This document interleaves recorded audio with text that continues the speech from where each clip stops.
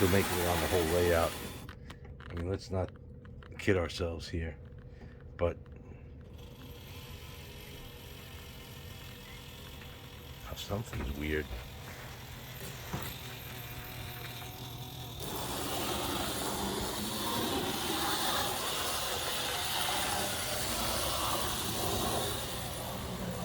So let's think back of everything that's done on here. Most recent thing, 6 rare earth magnets. Neodymium, I think. Someone can correct my pronunciation. We've got O-rings, 3/4 inch from Home Depot for belts. We used hairspray on a Q-tip, doused that over the cable so they have a sticky coefficient now. We repaired one of the axles deep inside with a brass shim. And the only thing is, unfortunately, we broke the light bulb. But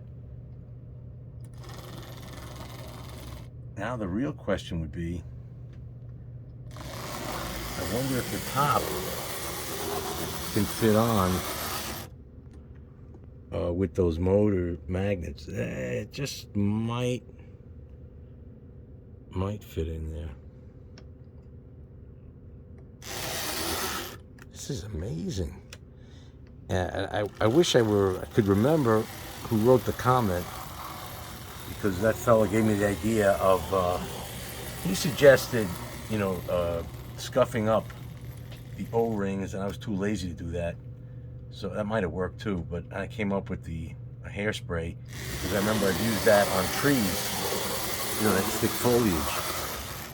So, all right. So I might as well go for broke next and put a light bulb and put the cover on the shell and see if it runs. All right.